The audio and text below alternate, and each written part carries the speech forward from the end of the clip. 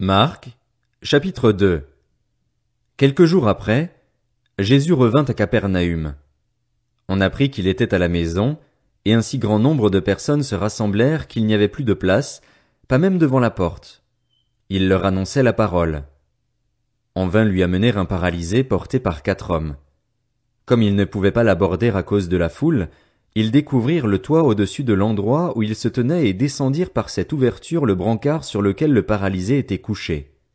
Voyant leur foi, Jésus dit au paralysé, « Mon enfant, tes péchés te sont pardonnés. » Il y avait là quelques spécialistes de la loi qui étaient assis et qui se disaient en eux-mêmes, « Pourquoi cet homme parle-t-il ainsi? Il blasphème. Qui peut pardonner les péchés, si ce n'est Dieu seul? » Jésus sut aussitôt dans son esprit qu'ils raisonnaient ainsi en eux-mêmes, et il leur dit, « Pourquoi raisonnez-vous ainsi dans vos cœurs? Qu'est-ce qui est le plus facile à dire au paralysé? Tes péchés sont pardonnés, ou lève-toi, prends ton brancard et marche? Afin que vous sachiez que le Fils de l'homme a sur la terre le pouvoir de pardonner les péchés, je te l'ordonne, dit-il au paralysé, lève-toi, prends ton brancard et retourne chez toi. Aussitôt il se leva, prit son brancard et sortit devant tout le monde, de sorte qu'ils étaient tous très étonnés et célébraient la gloire de Dieu en disant, Nous n'avons jamais rien vu de pareil. Jésus sortit de nouveau du côté du lac. Toute la foule venait à lui et il l'enseignait. En passant, il vit Lévi, fils d'Alphée, assis au bureau des taxes. Il lui dit, Suis-moi. Lévi se leva et le suivit. Comme Jésus était à table dans la maison de Lévi, beaucoup de collecteurs d'impôts et de pêcheurs se mirent aussi à table avec lui et avec ses disciples, car ils étaient nombreux à le suivre. Le voyant manger avec les collecteurs d'impôts et les pêcheurs, les spécialistes de la loi et les pharisiens dirent à ses disciples, « Pourquoi mange-t-il avec les collecteurs d'impôts et les pêcheurs ?» Jésus, qui avait entendu, leur dit, « Ce ne sont pas les bien portants qui ont besoin de médecins, mais les malades.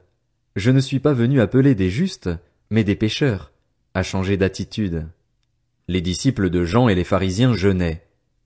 Ils vinrent dire à Jésus, « Pourquoi les disciples de Jean et ceux des pharisiens jeûnent-ils, tandis que tes disciples ne jeûnent pas? » Jésus leur répondit, « Les invités à la noce peuvent-ils jeûner pendant que le marié est avec eux? Aussi longtemps que le marié est avec eux, ils ne peuvent pas jeûner.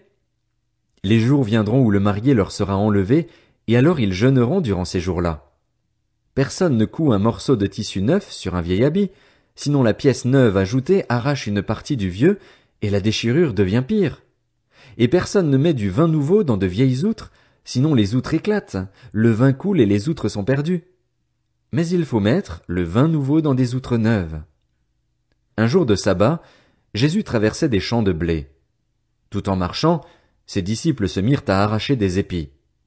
Les pharisiens lui dirent, « Regarde, pourquoi font-ils ce qui n'est pas permis pendant le sabbat? » Jésus leur répondit, « N'avez-vous jamais lu ce qu'a fait David, lorsqu'il a été dans le besoin et qu'il a eu faim, lui et ses compagnons? Il est entré dans la maison de Dieu, à l'époque du grand prêtre Abiatar, a mangé les pains consacrés qu'il n'est permis qu'aux prêtres de manger et en a même donné à ses compagnons. Puis il leur dit, « Le sabbat a été fait pour l'homme, et non l'homme pour le sabbat, de sorte que le Fils de l'homme est le Seigneur même du sabbat. »